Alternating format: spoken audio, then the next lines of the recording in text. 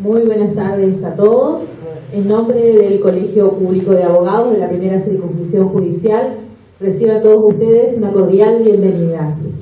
Es realmente un honor para esta institución, en el Día Mundial del Medio Ambiente, contar con la presencia de Monseñor Andrés Stanovnik y del Magíster Carlos Aníbal Rodríguez, quienes abordarán aspectos filosóficos y jurídicos sobre la encíclica Laudato Si. Realmente es una satisfacción para este colegio que hayan respondido a esta convocatoria sobre una temática tan trascendente como es la que a lo largo de sus 6 capítulos desarrolla la encíclica papal. Recordemos que el 24 de mayo de este año se cumplieron 5 años desde que la misma fue elaborada por el Papa Francisco y en plena síntesis podemos decir que habla, ¿no es cierto?, sobre el cuidado de nuestra casa, la única casa que tenemos, el planeta Tierra, y aborda temáticas tales como el cuidado del agua, la naturaleza, el ambiente. También aborda problemáticas sobre el cambio climático, y lo interesante que tiene la encíclica es que establece un alegato para todas las personas, no solamente dirigida a los católicos, sino a todos los ciudadanos en general, para que asumamos una responsabilidad de cuidado de nuestra casa, la única casa que Dios nos ha dado, y asumamos, como les decía, esta responsabilidad para cuidar entre todos el ambiente común. Con ustedes, en primer lugar, hablará el Monseñor Andrés Stanovnik, luego le seguirán el uso de la palabra el Magíster Carlos Aníbal Rodríguez. Con ustedes los disertantes.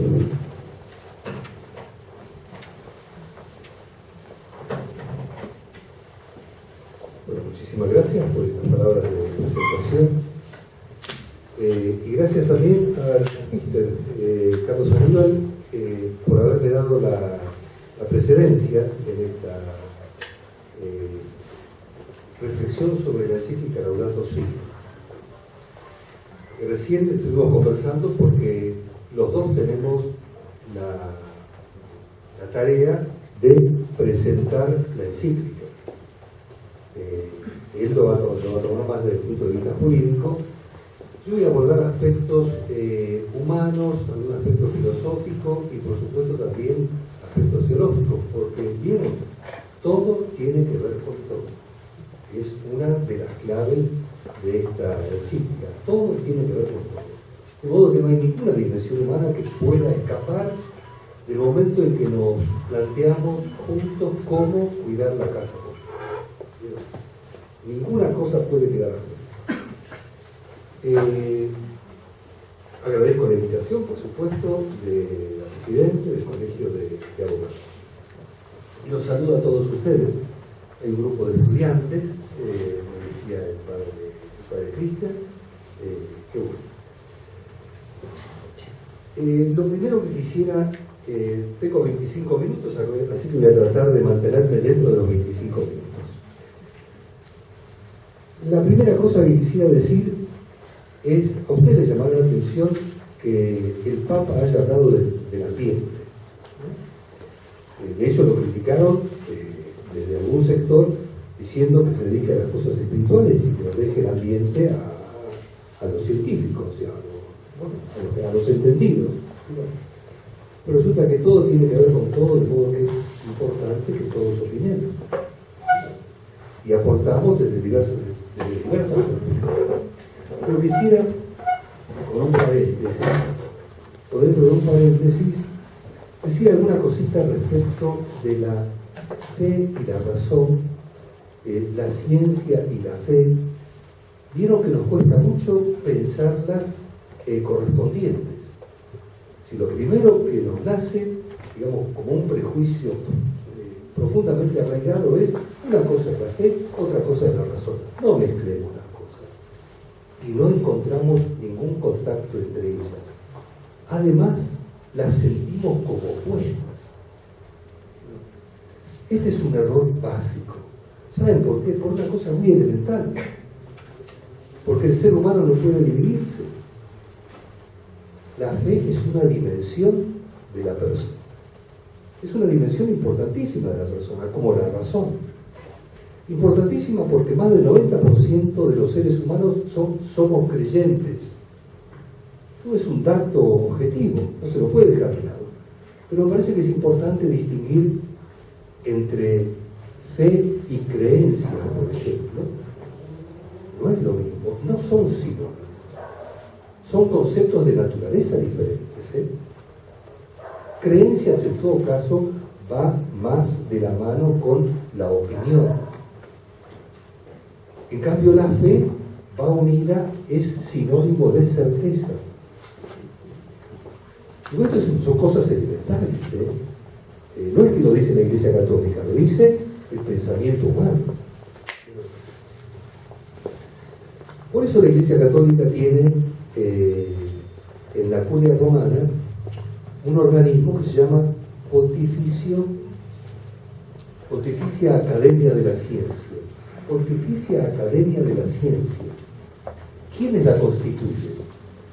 Bueno, en primer lugar, es la primera academia de ciencias en el mundo.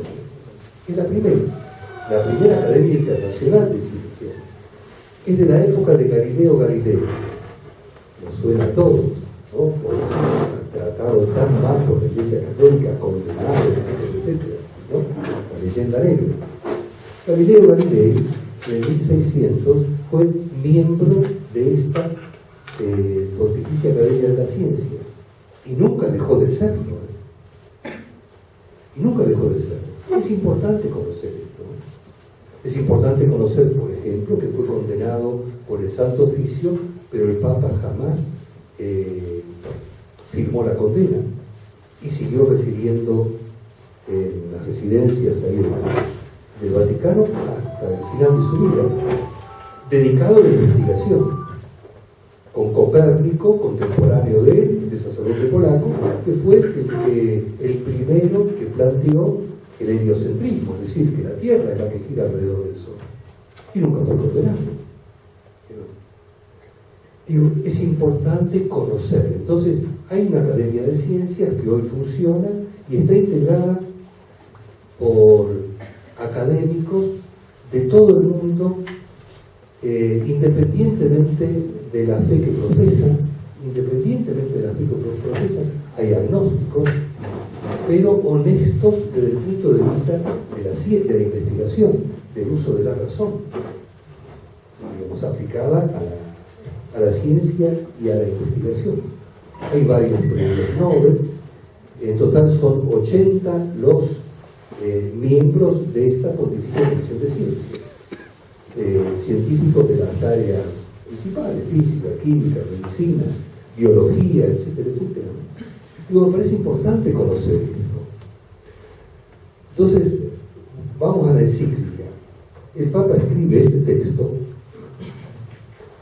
Él no es el único autor, porque el Papa no es un hombre de ciencia. Es decir, detrás de esto está la Pontificia Academia de las Ciencias. Es decir, hay muchos científicos. Además, sobre este tema fueron consultados más de 200 instituciones en el mundo que tocan el tema del ambiente.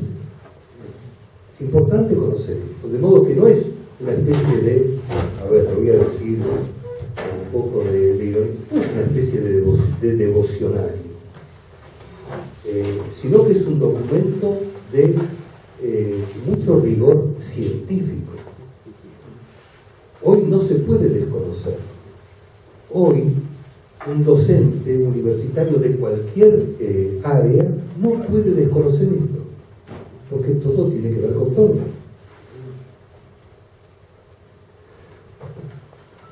Bien, esto respecto de, como una introducción, digamos, de por qué el Papa habla de este tema. A ver.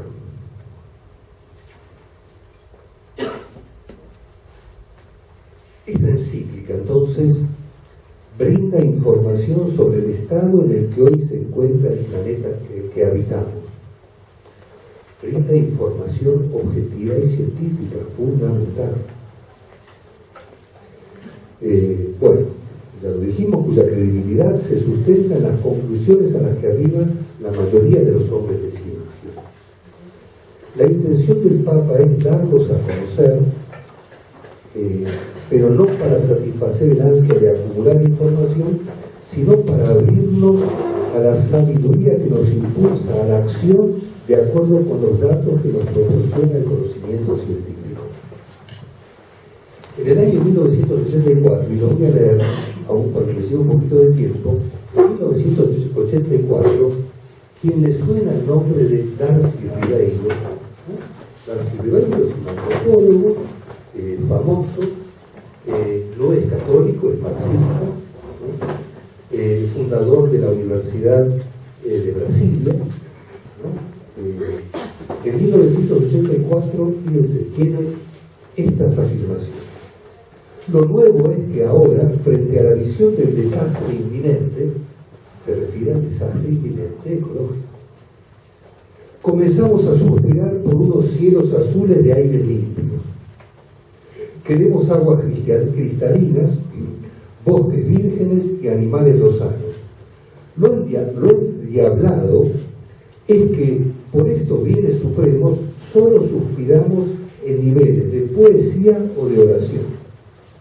Entre tanto, en el mundo de las cosas reales, en donde decidimos nuestro destino, la orden es corromper la vida hasta la muerte. Darcy Ribeiro no es católico, ¿no?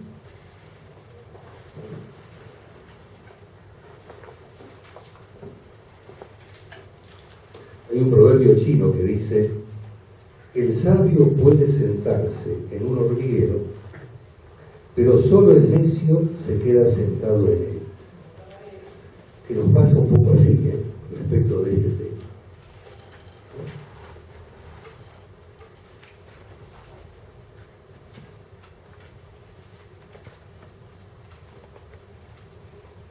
Diversas reacciones que tuvo a la apertura del diálogo que propone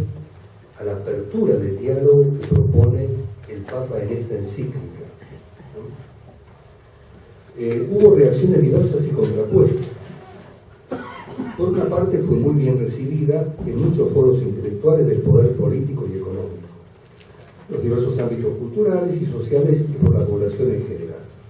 Algunas voces críticas consideran que el pensamiento del Papa Francisco adhiere a una línea del socialismo latinoamericano y que en realidad, como decíamos al principio, su misión debería ocuparse más de hacer mejores a las personas y menos de cuestiones que tienen que ver con aspectos políticos. En esa línea de la crítica, ahora ya más profunda, la encíclica fue duramente criticada sobre todo por el diálogo que establece con intelectuales que asesoran a representantes muy poderosos de la élite mundial. El Papa está abierto a dialogar con todos y lo propone, aún de aquellos, y los voy a nombrar ahora, aún de aquellos que proponen, por ejemplo, una población total mundial de entre 250 y 300 millones de hombres y mujeres para ser sustentables. Son afirmaciones de científicos,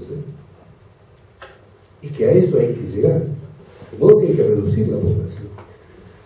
Con estas personas dicen, no, que hay que dialogar, hay que sentarse y dialogar. Por ejemplo, el viceprimer ministro de Japón, Taro Aso, sobre los pacientes médicos con enfermedades graves, dijo lo siguiente: que no se puede dormir bien cuando se piensa que todo está pagado por el gobierno. Esto no se resolverá a menos que le demos prisa por morir. Detrás de esto, evidentemente, está la eutanasia, que se la presenta con razones humanitarias, etcétera, pero está dentro de una planificación mundial de reducción de la población, de reducción drástica de la población, para que este planeta pudiera ser sustentable. Ese es el objetivo. Es decir, la intención es buena. Es decir, no es que quieren, no son, a ver, entre comillas, no es que son asesinos porque quieren matar por matar. sino que quieren salvar el planeta, pero se equivocan en la metodología. Por eso es necesario abrir el diálogo con ellos. Entonces, el Papa, la Iglesia Católica, se abre al diálogo con todos, para confrontar razones, porque o nos ponemos de acuerdo entre todos, o perecemos todos. ¿Ustedes se acuerdan de Mikhail Gorbachev? ¿Lo conocemos, no? Entiende él que es necesario hablar con más claridad acerca de la sexualidad, de la anticoncepción, del aborto, asuntos de control de la población, pone todo junto, asuntos de control de la población en todos nuestros ecosistemas planetarios,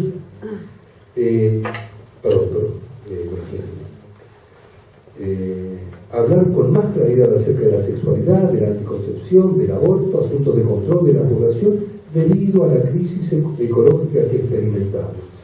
Si conseguimos reducir la población en un 90%, ya no habrá suficientes personas para provocar grandes daños ecológicos. Jacques Cousteau, este que despierta tanta simpatía, el oceanógrafo, bueno, él afirma, así, recomienda, mejor dicho, que con el fin de estabilizar la población mundial deberíamos eliminar 350.000 personas cada día. Dice, es algo horrible decirlo así, pero es igual de malo no decirlo. Es decir, son convicciones que tienen estas personas, evidentemente sostenidas por proyectos que están, digamos, llevándose a cabo, programas que se están llevando a cabo en esta línea. Es necesario dialogar con ellos, dice el Papa.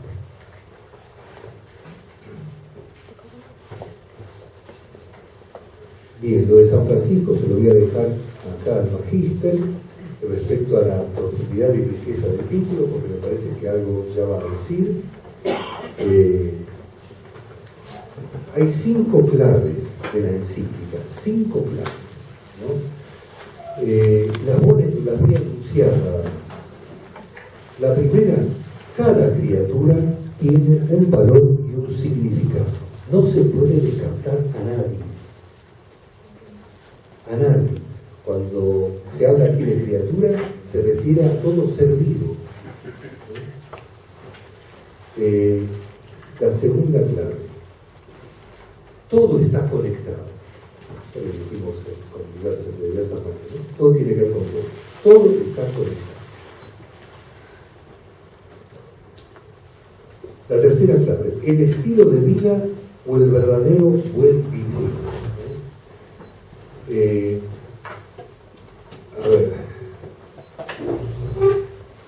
Cuando las personas, hablando del buen vivir, del estilo de vivir, del buen vivir, cuando las personas se vuelven autorreferenciales y se aíslan de su propia conciencia, acrecientan la voracidad. Este es un principio muy básico que acompaña a la condición humana a lo largo de toda la historia. Quien se pone a sí mismo en el centro, todo lo demás tiene que responder a su desesperación por controlarlo, dominarlo, fagocitarlo. Es así. La dinámica profunda de la adicción en la persona, de cualquier adicción, se basa en esto. La cuarta clave, el poder humano sin control. Dice el Papa en el número 105 de esta encíclica, el hombre está desnudo y expuesto frente a su propio poder, que sigue creciendo sin tener los elementos para controlar. Esto lo podría decir un experto en adicciones. Lo vuelvo a leer, ¿no? Pensemos en cualquier tipo de adicción, de las más vulgares, con las que se puede inyectar, o tomar una pastilla, o el poder, o el sexo, cualquiera de ellas. El hombre está desnudo y expuesto frente a su propio poder, que sigue creciendo sin tener los elementos para controlarlo. La falta de una ética sólida, una cultura y una espiritualidad, porque todo tiene que ver con todo, ¿no? Que realmente lo limiten y lo contengan en una lúcida abnegación. Se refiere evidentemente al ser humano, a la persona. Quinta clave, los sin poder, ¿no? Se refiere a la gran masa de los pobres que hay en nuestro pequeño planeta. Y dice, el número 41, el deterioro del ambiente y el de la sociedad afectan de un modo especial a los más débiles del planeta. Digo, esto lo podemos entender más fácil en un ejemplo, digamos, no de estas dimensiones planetarias, sino en las dimensiones un poco más cercanas a nosotros, ¿no? Pensemos en una comunidad, pensemos en un grupo, o pensemos en la comunidad básica que es la pareja humana, con la familia, ¿no? Si los responsables de esta pequeña sociedad no se ponen de acuerdo, ¿no?, para llevar adelante el proyecto común, ¿quiénes son los que padecen? Los más débiles. ¿Quiénes son los que padecen? Los más débiles. Porque terminan siendo autorreferenciales estos dos, cada uno buscando, bueno, su propio proyecto, por decirlo de alguna manera. Sufren los débiles. En una ciudad pasa lo mismo. En una ciudad pasa lo mismo. En una ciudad, me refiero acá a Corrientes. Como no nos ponemos de acuerdo, y tenemos las periferias que tenemos. Es decir, no nos ponemos de acuerdo en cuidarnos todos, empezando por los más débiles. ¿Se dan cuenta? Esto que es tan lógico, tan razonable, en la práctica nos cuesta muchísimo caminarlo, es decir, bajarlo a políticas públicas.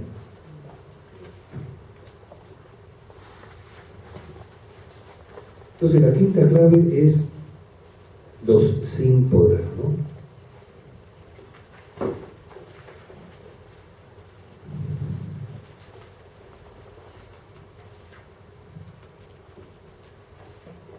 Bueno, ya los temas que trata la encíclica se los va a tomar el doctor. Voy a decir alguna cosita más, que me quedan unos minutos poquitos, sobre el tema de la fe.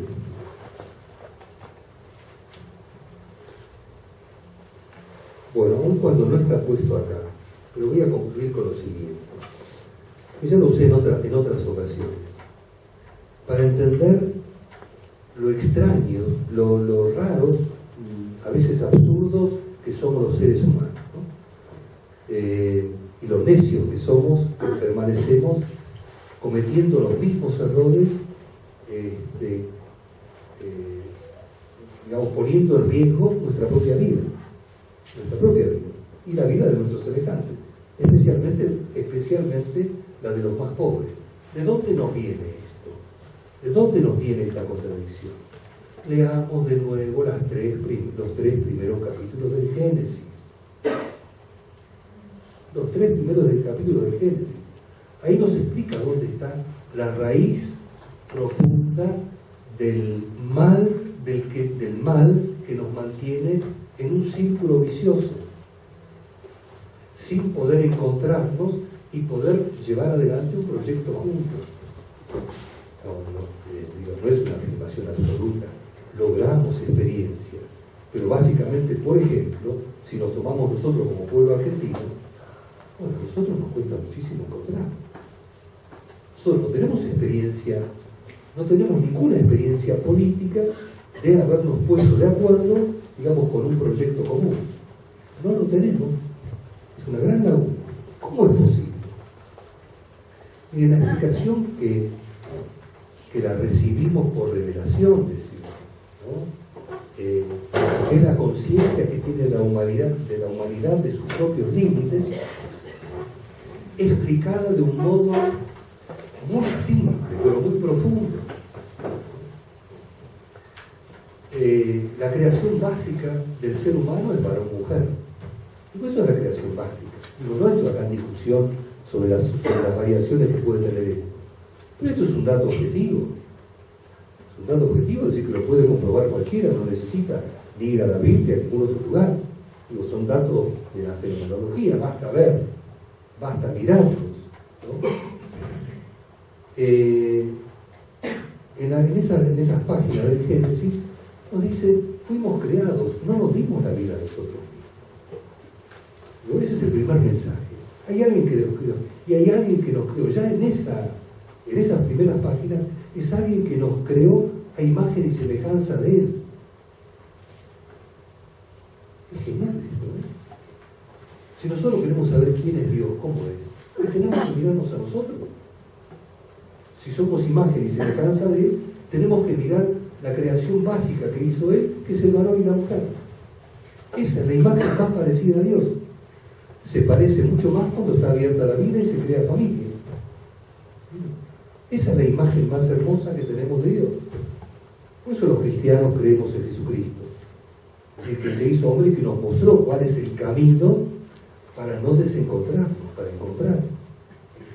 Y la explicación que dan las primeras páginas del Génesis, del pecado del hombre, es decir, de esa actitud de abuso que cometió, que consistió en ¿qué?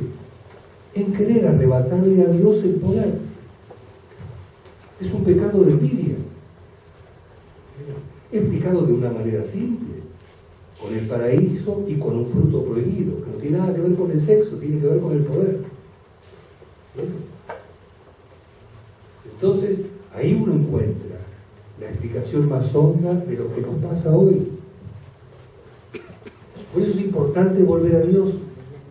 Por eso es muy importante el diálogo entre las religiones, sobre todo entre las tres grandes religiones, ante, digamos, esta amenaza que está sufriendo la casa en la que vivimos.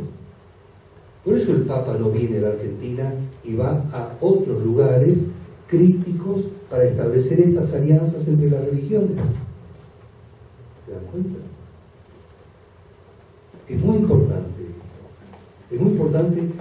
importante conocer estas tres páginas del Génesis para conocernos a nosotros mismos, para saber por qué nos pasan determinadas cosas, y que si queremos salir, no podemos salir solos. No podemos salir solos. Podemos salir juntos, pero tampoco juntos solos no podemos. Desde la fe sabemos que Dios quiere hacerse amigo del hombre, por algo nos hizo imagen y semejanza de Él. Por eso qué bueno que le demos lugar en nuestra vida. Bueno, ya me pasé algunos minutos. No dejen de leer Laudato Si'. Leerlo detenidamente. Vale la pena. Muchas gracias.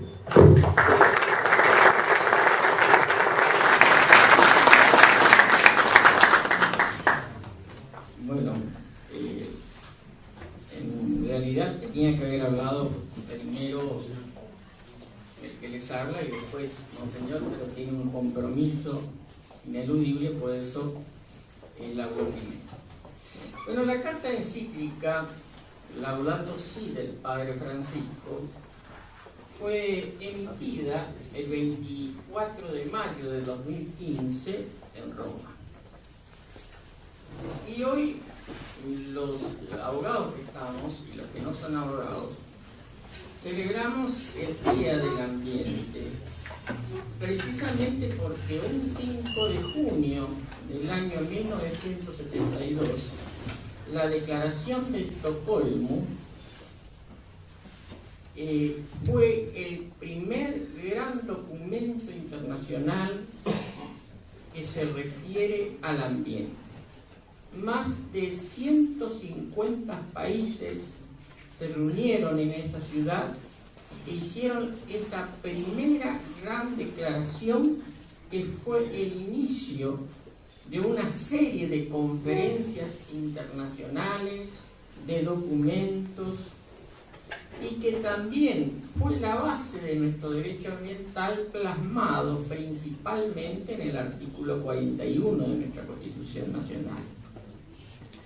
Yo me voy a permitir un poco tratar de reflejar los aspectos jurídicos y de principios del derecho ambiental que hacen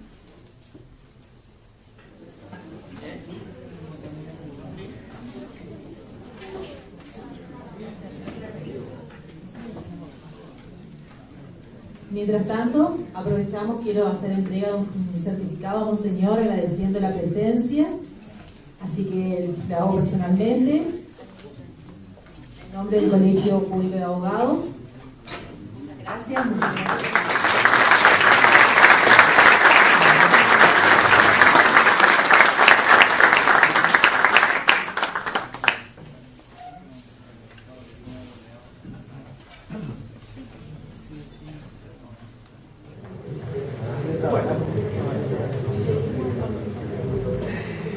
Laudato Si significa alabado sea mi Señor, y se remite a lo que cantaba San Francisco de Asís en ese canto a las criaturas, que nos recordaba que nuestra casa común es también como una hermana con la cual compartimos la existencia, como una madre bella que nos acoge entre sus brazos. Alabado sea mi Señor por la hermana, nuestra madre tierra, la cual nos sustenta y gobierna y produce diversos frutos y coloridos, flores y hierbas. Hemos crecido, dice el Papa, pensando que éramos subpropietarios y dominadores de la tierra, autorizados a expoliarla. La violencia que hay en el corazón humano herido por el pecado también se manifiesta en los síntomas de enfermedad que advertimos en el suelo, en el agua, en el aire y en todos los seres vivientes. Entre ellos los pobres y más abandonados. Olvidamos que nosotros somos tierra y en cierta forma recordamos esa frase que nos dice el Antiguo Testamento: polvo eres y en polvo te convertirás. Entonces, somos tierra.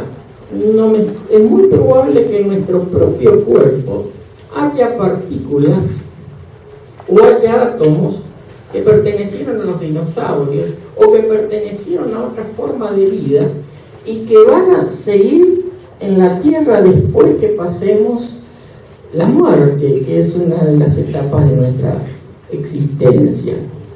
De manera tal de que todo vuelve, todo se transforma y estamos constituidos por elementos de un planeta: el aire que nos da su aliento y el agua que nos vivifica y restaura. Y ahí hace referencia al Papa Pablo VI de 1971. Debido a una explotación inconsiderada de la naturaleza, el ser humano corre el riesgo de ser a su vez víctima de la degradación, cosa que lo vuelve a repetir Juan Pablo II, Benedicto XVI, citado por la encíclica. Es decir, el peligro es grave, es inminente, porque el peligro es la destrucción. Y agrego yo ya, no de la Tierra, porque la Tierra ha pasado 5 extinciones masivas. Lo más probable es que el peligro sea la existencia del propio ser humano, porque la Tierra va a seguir existiendo, y va a seguir existiendo por 3.000 millones de años más, por lo menos. O sea, nosotros somos los que estamos en peligro.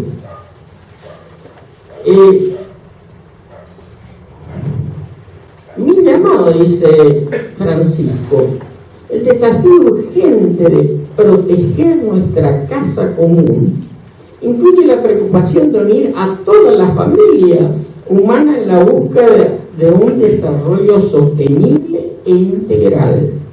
Algo que decía Monseñor. Pues sabemos que las cosas pueden cambiar, y merece una especial gratitud a quienes luchan con vigor para resolver las consecuencias dramáticas de la degradación ambiental en la vida de los pobres del mundo.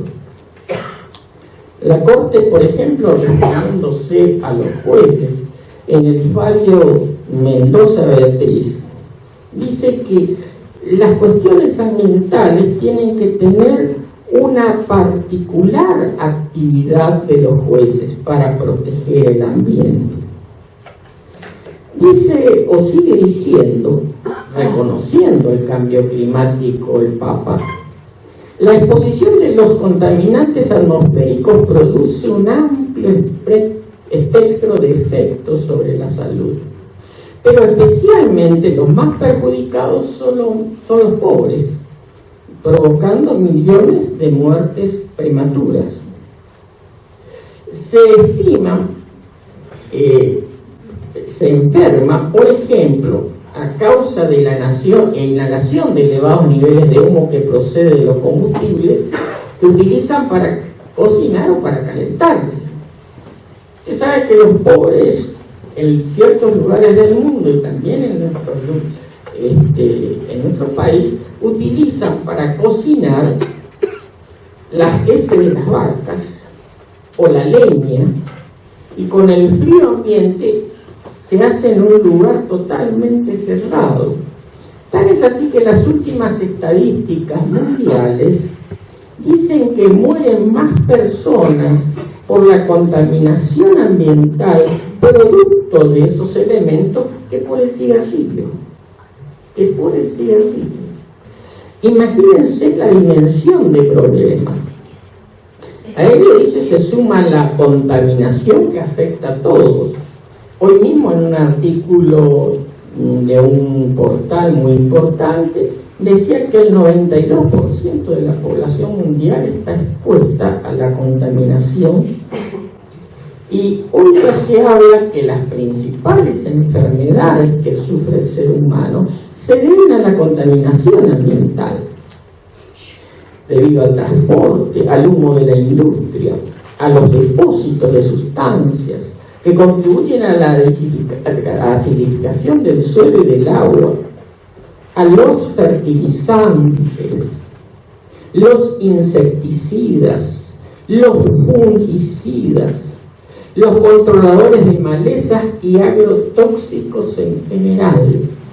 Vean el término, no dice agroquímicos, dice agrotóxicos. La tecnología que, ligada a las finanzas, pretende, por el otro lado, ser la única solución de los problemas. Hay que también tener en cuenta la contaminación producida por los residuos. Se producen cientos de millones de toneladas de residuos por año, muchos de ellos, por supuesto, no biodegradables. Hoy hemos puesto nuestra atención en los plásticos especialmente. La Ciudad Autónoma de Buenos Aires ha prohibido, por ejemplo, los sorbetes mediante una resolución del Ministerio de Ambiente. ¿Para qué sirven los sorbetes? Simplemente para que algunos niños tomen mejor los líquidos. Pero la cantidad de residuos que producen es inmensa. Y la Unión Europea, en una actuación del Parlamento Europeo, ha dispuesto que para el 2021 no solamente se prohíban los sorbetes, sino los vasos de plástico, los platos de plástico, los cubiertos de plástico, por la gran contaminación que producen. Cientos de millones de toneladas de residuos, muchos de ellos no biodegradables, residuos comerciales, residuos de demolición, residuos químicos, electrónicos e industriales, residuos altamente tóxicos y radioactivos. La Tierra, nuestra casa, parece convertirse, y es textual el término, en un inmenso depósito de porquería, dice el Papa, de porquería. Estos problemas están íntimamente ligados a la cultura del desastre, que afecta tanto a los seres humanos excluidos como a las cosas que rápidamente se convierten en basura, porque hoy la propaganda del consumo es úselo y tírelo. Todavía, y esto con mucha antelación, estamos hablando de 2015, 4 años que en el derecho ambiental es mucho tiempo. Se habla del modelo de circular de la producción, que nosotros estamos empezando a aplicar en la Argentina. Es decir, producimos residuos, los reciclamos y los volvemos al circuito productivo. Eso es lo que llamamos la economía de circulación. Porque antes lo que hacíamos era, producíamos el residuo, lo tirábamos a la basura y, en definitiva, aumentábamos los pasivos ambientales en basurales de cielo abierto, como existen en la mayor parte del país, o en rellenos sanitarios que aparentemente solucionan el problema, pero no lo solucionan, porque cuando son llenados no siguen, no están seguidos y en definitiva vuelven a contaminar. No hablemos de los residuos a cielo abierto, con las inundaciones, por ejemplo, el gran basural de Asunción, que al inundarse no solamente contamina la tierra donde está, sino está contaminando todo el río, y nos está contaminando a nosotros que estamos abajo, y está contaminando los mares donde terminan las aguas del río Paraná. Y ese modelo circular de producción es una de las soluciones para que los recursos que hoy utilizamos también puedan servir como insumo para las generaciones futuras. Hay un consenso muy consistente que indica que nos encontramos en un preocupante cambio climático, dice el Papa. Hoy mismo hasta se pone fecha del colapso de la humanidad. En un diario local también hoy hablaban de 2050. Las últimas décadas, dice este calentamiento, ha sido acompañado por crecimiento constante del nivel del mar, y además es difícil no relacionarlo con el aumento de eventos meteorológicos extremos. Las lluvias, las sequías, los tornados, que ya no son una simple variación del clima, sino que se convierten en algo duradero. Y entonces el hombre no solamente tiene que minimizar las catástrofes ambientales, como dice las Naciones Unidas, sino que entramos a la etapa de que tenemos que adaptarnos. Y la etapa de adaptación significa que vamos a contar esto por mucho tiempo. Las enormes lluvias que estamos soportando seguramente se van a volver a repetir, como las inundaciones cada cierto tiempo. Entonces llegó el momento de adaptarnos. ¿Y quiénes son los más perjudicados? Los que están cerca de los ríos, los que están cerca de las zonas inundables, los barrios bajos. También ha influido en esto el uso del cambio del suelo, principalmente la deforestación para la agricultura. Es una lucha constante que tenemos los ambientalistas para la aplicación efectiva de la ley de los bosques naturales. Porque esta ley que protege los bosques naturales pretende precisamente terminar o tratar de salvar lo poco que queda en la Argentina de los bosques naturales. Lamentablemente, el ánimo ánimo de lucro de las empresas, que es lo que rige en un sistema como el nuestro, hace de que esos bosques naturales sean un obstáculo para el crecimiento de nuestra frontera agropecuaria, que está explotando, por ejemplo, la soja en zonas que no son las más aptas.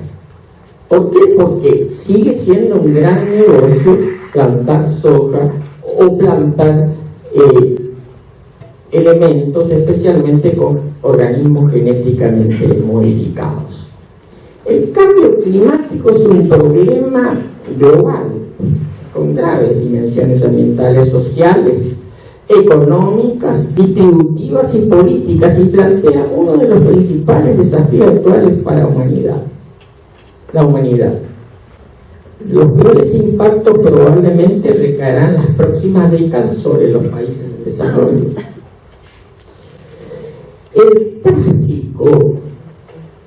Es trágico, dice el Papa, el aumento de los migrantes.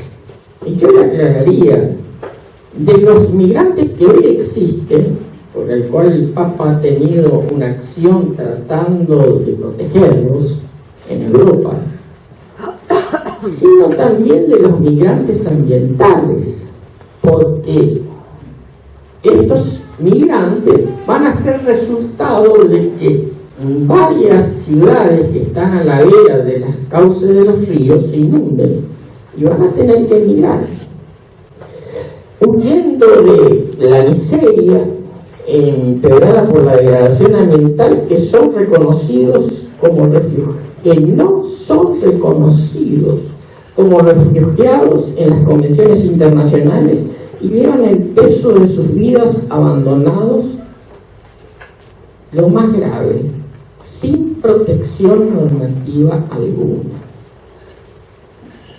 Es patético las imágenes que vemos de los inmigrantes que tratan de cruzar disparando de las guerras y que mueren en alta mar y que son además utilizados por el tráfico de personas, el tráfico de órganos, el tráfico sexual. En otros aspectos de la encíclica habla la cuestión del agua. El agua potable y limpia representa una cuestión de primera importancia porque es indispensable para la vida humana y para sustentar los ecosistemas terrestres y acuáticos, mientras se deteriora constantemente la calidad del agua disponible. En algunos lugares avanza la tendencia de privatizar este recurso escaso, convertido en mercancía que se regula por las leyes del mercado. Es más, lo subrayo, en realidad el acceso al agua potable y segura es un derecho humano básico, fundamental y universal, porque determina la sobrevivencia de las personas. Yo cuando tuve la posibilidad, como juez de la Cámara Civil y Comercial, he receptado eso, porque las familias, si se le corta el agua, no pueden vivir. Sin agua no se puede vivir. Además, ustedes habrán visto lo que son las huelgas de hambre, donde las personas pueden pasar mucho tiempo sin comer, pero muy poco tiempo sin tomar líquido. Por eso es que se toma líquido. Esta afirmación clara, precisa y terminante de que el agua es un derecho básico, fundamental y universal, fue ratificado por las Naciones Unidas, por la Asamblea de las Naciones Unidas y por la propia Corte de Justicia de la Nación en el caso Gershitz en diciembre del 2013 y en otros casos. Inclusive ayer salió el fallo de la Barring Gold, porque tanto la Barring Gold como la provincia de San Juan habían planteado la inconstitucionalidad de la ley de glaciares. Y la Corte Suprema de Justicia por unanimidad dispuso que la ley era perfectamente constitucional. No se puede destruir el agua, que tiene fundamental uso humano, porque es un elemento imprescindible. También habla la encíclica de la pérdida de la biodiversidad.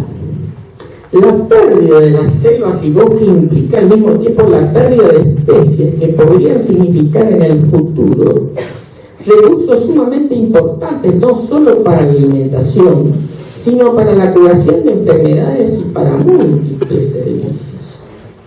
Desde la antigüedad sabemos que gran parte de los remedios, aún los que adquirimos en la farmacia, son producto de especies vegetales. Viene a mi memoria que, por ejemplo, el ácido acetilsalicílico, la aspirina, que todos conocen, es un derivado, entre otras sustancias, del sauce llorón, que ya se utilizaba como elemento curativo en el antiguo Imperio Romano, 2000 años atrás. De manera que, ¿cuántas especies hay en las selvas, vegetales, animales, que pueden servir para crear remedios que curen enfermedades? Pero ¿qué pasa? Al destruir la biodiversidad, no solamente estamos destruyendo lo que conocemos de las especies, y lo que conocemos y que seguramente nunca vamos a conocer, porque el hombre, con el afán de producir, las está destruyendo, y está destruyendo la vida. Pero mirando eso al mundo, advertimos que esta intervención humana está frecuentemente al servicio de las finanzas y del consumismo. Hace que la tierra en que vivimos en realidad se vuelva menos rica y bellas, cada vez más limitada y gris. Cuando se analiza el impacto ambiental, fíjense, habla del impacto ambiental. Y habla también, después veremos, del impacto ambiental estratégico. El impacto ambiental de algún emprendimiento se suele atender a los efectos del suelo, del agua y del aire. Pero no siempre se incluye un estudio cuidadoso sobre el impacto de la biodiversidad. Como si la pérdida de algunas especies o de grupos animales o vegetales fuera algo de poca relevancia. A mí me tocó ver evaluaciones de impacto ambiental. Por ejemplo, en una plantación de arroz, donde los especialistas lo que anotaban era la cantidad de agua que entraba, la cantidad de agua que salía, pero no decían nada sobre la fauna existente, sobre la fauna que iba a desaparecer, sobre el impacto que se iba a tener sobre esa fauna. Fíjense en ese caso específico, y no quiero que se sorprendan, pero por cada tonelada, por cada hectárea de arroz que se produce, se necesita 1 millón de litros de agua. ¿Escucharon bien? 1 millón de litros de agua. Y el problema, claro, está en sacar esa agua, que no si viene agua solamente, sino viene especies, vienen animales, sino cuando se vuelve esa agua, que generalmente tiene restos de agrotóxicos, que realmente es muy grave.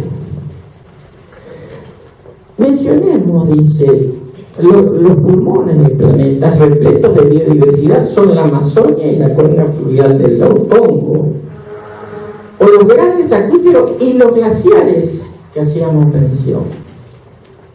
El reemplazo de la flora silvestre por áreas forestadas con árboles, que generalmente son monocultivos, y esto es claro, porque aquí hablamos de bosques naturales, y lo que se hace es la destrucción de los bosques para poner bosque implantado o bosques implantados. Estos bosques implantados, para ubicarse, significa la destrucción de toda la biodiversidad existente con anterioridad.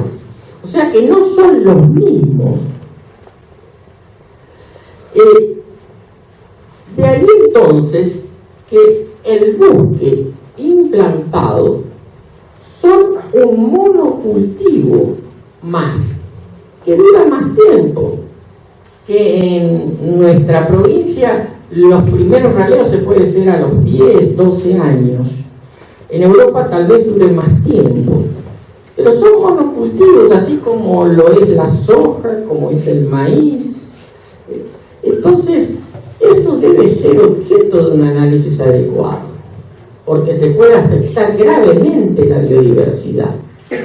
También el Papa recuerda que los humedales, y nosotros vivimos tal vez en el humedal más grande del mundo, de Latinoamérica, o por lo menos el segundo, que son transformadores de terrenos en terrenos de cultivo, pierden la enorme biodiversidad, porque en los humedales está la mayor biodiversidad.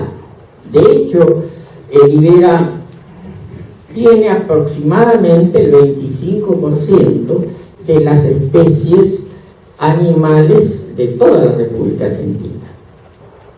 Pero también habla del deterioro de la calidad humana, de la vida humana y la degradación social.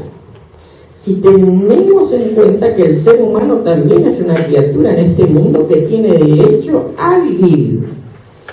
Y lo más importante para mí, a vivir y ser feliz. Porque muchas veces entendemos que la religión, como lo decían los marxistas, era el opio del pueblo, pensando en que teníamos que sufrir en esta tierra para en el cielo tener la recompensa. Lo que nos está diciendo el Papa, que tenemos derecho a ser felices y que además tenemos una dignidad especialísima. No podemos dejar de considerar la degradación ambiental. El actual modelo de desarrollo y de la cultura del descarte en la vida de las personas suele encontrarse en una ciudad como la nuestra, que es sumamente bella, con espacios que generalmente son muy bien cuidados, en las áreas seguras, pero no tanto en las zonas menos visibles, donde viven los descartables de la sociedad. Veamos Río de Janeiro, veamos Buenos Aires con las villas miserias, Río de Janeiro con las favelas. ¿Quién no quiere ir a pasar un verano en Río de Janeiro con esas playas divinas, esos edificios espectaculares? Sin embargo, por el otro lado está la otra cara, los descartables de la sociedad. Entre los componentes sociales del cambio global se incluyen los efectos laborales de algunas innovaciones tecnológicas, que muchas veces en pro de esas innovaciones tecnológicas se produce una exclusión social. La inequidad en la disponibilidad y en el consumo de energía y de otros servicios, la fragmentación social, el crecimiento de la violencia y el surgimiento de nuevas formas de agresividad social, el narcotráfico y el consumo creciente de drogas entre los más jóvenes y la pérdida de identidad de las personas. Al mismo tiempo tienden a reemplazarse las relaciones reales con lo demás, con todos los desafíos que implican. De manera tal de que el tipo de de comunicación moderna, vemos que la gran mayoría de los jóvenes está todo el día con los celulares o con los artículos electrónicos, estableciendo una relación del tipo virtual, pero no de una relación humana, de seres humanos a otros seres humanos. Entonces ese hombre que vive en el internet, que vive en el WhatsApp, que vive en las redes sociales, no vive en una sociedad, porque vive en un mundo totalmente alejado de la vida social real.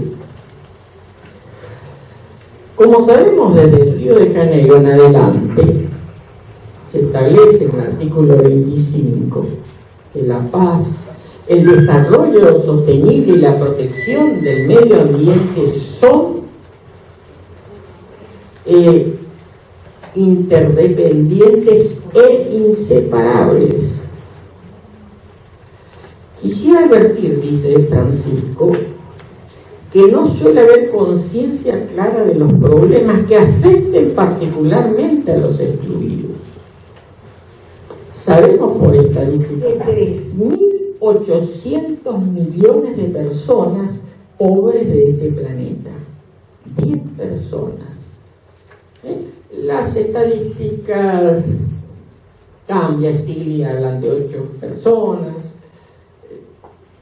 pero es increíble la mala distribución de la riqueza.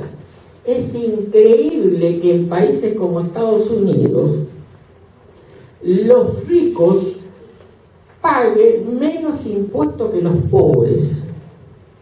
Los ricos pagan menos impuestos que los pobres. Hoy no podemos dejar de reconocer en un verdadero planteo ecológico, se convierte en un planteo social que debe integrar la justicia en las discusiones sobre el ambiente para escuchar. La deuda externa de los países pobres se ha convertido en un instrumento de control, pero no ocurre lo mismo con la deuda ecológica. Y acá hay un principio básico de derecho ambiental. Todos tenemos responsabilidad, pero diversificadas, porque los países desarrollados tienen mayor responsabilidad porque tienen mayores recursos y porque fueron los que más destruyeron el ambiente. Eso se palpa perfectamente en el Acuerdo de París del Convenio de las Naciones Unidas sobre el Cambio Climático, donde se pretendía que los países desarrollados sean los primeros aportantes o los principales aportantes de $10 millones anuales para tratar de reparar el ambiente. ¿Qué pasó con ese acuerdo firmado por Estados Unidos y propuesto por Obama, entre otros?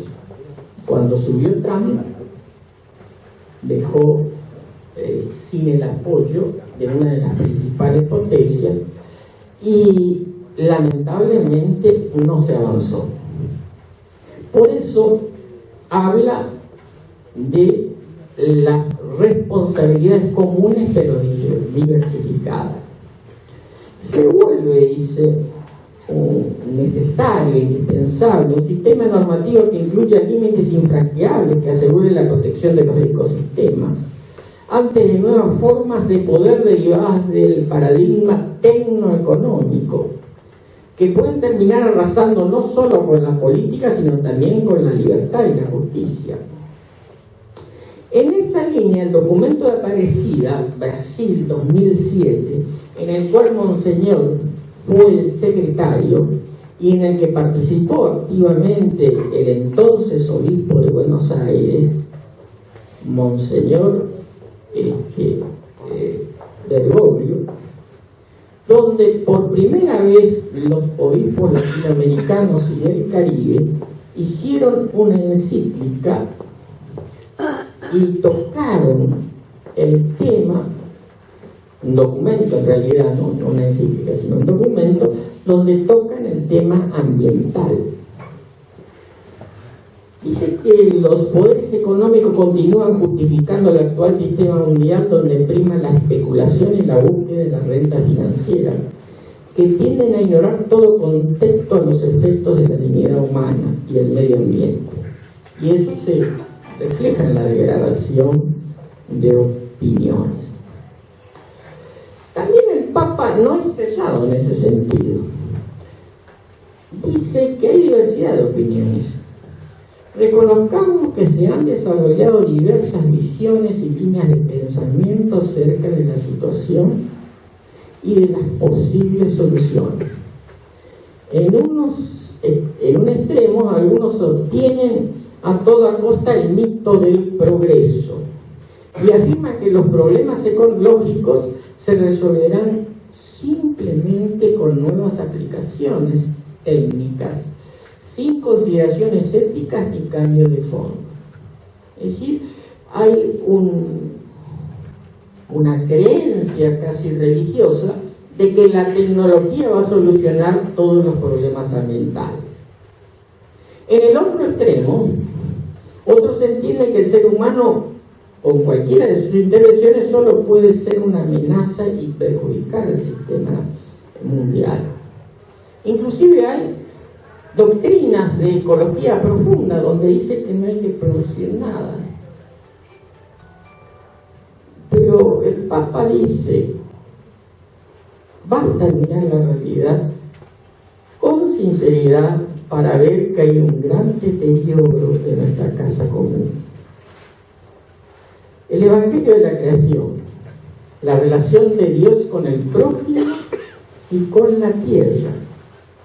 Fíjese esa trilogía que marca la encíclica: Dios, los seres humanos y la tierra. Y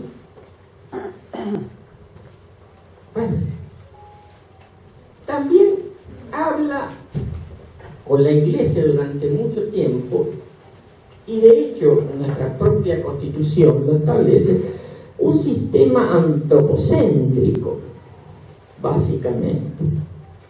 Pero él critica ese antropocentrismo desviado,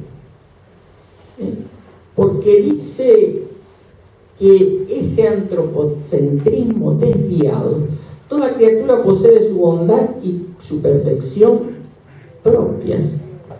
Las distintas criaturas queridas por ser propio reflejan cada una a su manera un rayo de sabiduría y de bondad infinita. Por eso el hombre debe vivir y buscar en cada criatura el uso desordenado de las cosas. El auténtico cuidado de nuestro ambiente. Es evidente la incoherencia de quien lucha contra el tráfico de animales en riesgo de extinción, pero permanece completamente indiferente ante la trata de personas, que se desentiende de los pobres o se empeña en destruir a otro ser humano que lo degrada. La prioridad es el hombre. Todo ensañamiento con cualquier criatura es contrario a la dignidad humana.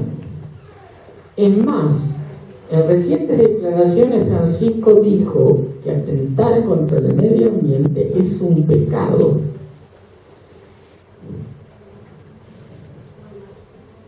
El destino común de los bienes. El planteo ecológico debe incorporar una perspectiva social que tenga en cuenta los derechos fundamentales de los más postergados. El principio de la subordinación de la propiedad privada al destino universal cristiano de los bienes. La tradición cristiana nunca reconoció como absoluta e intocable el derecho de propiedad privada y subrayó la función social de cualquier forma de propiedad privada. El medio ambiente es un bien colectivo, algo que surge del artículo 43 de la Constitución Nacional y que nuestro nuevo Código Civil y Comercial de 2015 lo receta expresamente en los llamados los derechos de incidencia colectivo. también receta el principio, como derecho de tercera generación, que la tierra y su sistema ecológico es patrimonio de todos y la responsabilidad de todos. Somos herederos de 2 siglos de enormes olas de cambio. Nunca la humanidad tuvo tanto poder sobre sí misma y nada garantiza que lo va a utilizar bien. Porque la humanidad, así como puede crear remedios maravillosos como la penicilina, también puede crear una bomba atómica. También puede utilizar la biotecnología para otros fines.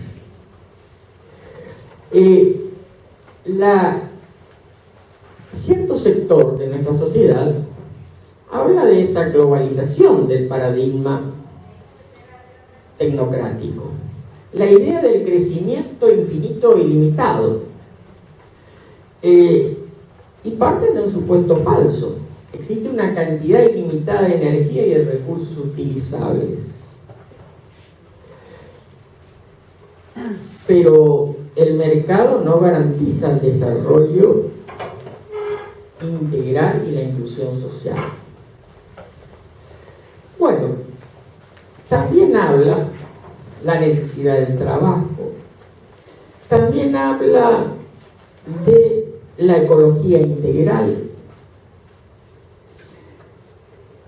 Y hay 2 crisis, una ambiental y otra social, pero que no son 2 diferentes, sino es una sola, es una compleja crisis social y ambiental. Sabemos que países poseedores de una legislación clara para la protección de bosques siguen siendo testigos mudos de la frecuente violación de esas leyes.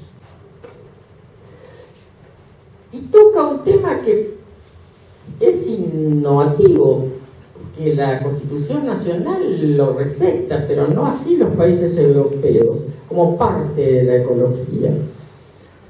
Habla del patrimonio cultural, el cuidado de las riquezas culturales, de la humanidad en un sentido amplio. Y en ese sentido recuerda a las comunidades indígenas por sus tradiciones culturales tan arraigadas. Habla del principio del bien común, aplicando el principio de subsidiariedad, que es uno de los principios que están en el artículo 4 de la Ley General del Ambiente. Habla de la solidaridad, es decir, nosotros tenemos que consumir, pero pensando en las generaciones futuras. Pero también habla de la necesidad de una urgente moral de la solidaridad intrageneracional de nuestra sociedad. No podemos tener la cantidad de pobres. Y a nivel internacional, el Programa de las Naciones Unidas para el Desarrollo Humano está hablando del Plan 2030, que pretende eliminar la pobreza y la falta de alimentos para el 2030. Y finalmente va cerrando con algunas líneas de orientación y vocación: el diálogo, la política internacional. Habla de las cumbres mundiales sobre el ambiente que no respondieron a las expectativas, que son valiosas, pero si no se cumplen, no sirven para nada. Vuelve a resaltar el principio de que hay responsabilidades comunes pero diferenciadas. En definitiva, necesitamos un acuerdo sobre los regímenes de gobernanza para toda gama de las llamadas bienes comunes y globales. Y habla también del principio de precaución o previsión y el principio de precaución, que son 2 principios que están en el artículo 4 de la Ley General del Ambiente 25675 de la Argentina. y en particularmente como defensa de los más necesitados. Habla de los estudios de impacto ambiental, que deben realizarse antes de un proyecto colectivo. También habla de algo que muchas veces nos olvidamos nosotros los abogados, que en estas cuestiones ambientales se invierte el peso de la prueba, ya que en estos casos hay que aportar una demostración objetiva y contundente que la actividad propuesta no va a generar daños graves al ambiente o quienes lo habitan. Porque claro, cuando hay una multinacional que produce un proyecto que puede ser dañino al medio ambiente, cuenta con todos los medios. Fíjense el caso de Codepro en Buenos Aires, donde trajeron estudios hasta de Europa, porque tenían medios, y los vecinos no lo tenían. Sin embargo, la justicia hizo lugar a la demanda, una de las demandas esenciales en la jurisprudencia argentina. También habla que la cuestión del ambiental no debe basarse solamente en el cálculo financiero de costos y beneficios, porque puede ser muy beneficioso desde el punto de vista económico, pero muy perjudicial desde el punto de vista del costo ambiental. Yo me acuerdo conversando con un alto funcionario de la provincia, hace ya muchos años, que él me decía, si tengo que elegir entre el cuidado del medio ambiente y el desarrollo productivo, no me importa un comino el medio ambiente. En claras palabras. Habla también de la educación como elemento fundamental del medio ambiente. Y finalmente, quisiera cerrar esta charla con la oración de San Francisco de Asís completa, ¿no? Alabado seas, mi Señor, con todas las criaturas, especialmente el hermano Sol, por quien nos da el día y nos iluminas. Y es bello y radiante con gran esplendor de ti altísimo. Lleva significación. Alabado sea mi Señor por la hermana luna y las estrellas en el cielo, las formaste claras y preciosas, y bellas. Alabado sea mi Señor por el hermano viento y por el aire, y la nube y el cielo sereno, y todo tiempo por todos ellos a criaturas da sustento. Alabado seas, mi Señor, por la hermana agua, la cual es muy humilde, preciosa y casta. Alabado sea mi Señor por el hermano fuego, por el cual iluminas la noche y es bello, y alegre y vigoroso y fuerte. Muchas gracias.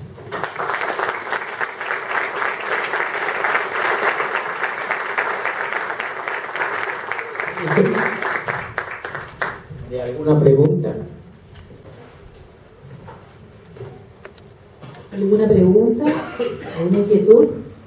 Bueno, quiero hacer entrega al doctor Carlos Aníbal Rodríguez de un recordatorio de esta charla en nombre del Colegio Público de Abogados. Gracias también a todos ustedes por la participación. Quiero invitarnos contigo un cafecito con chipá, así que para amenizar un poquito la charla. Y hoy no destaqué la intervención del doctor Aceves, quiero agradecer públicamente, porque sin su gestión esto no hubiera podido ser realidad. Muchas gracias a todos por la asistencia.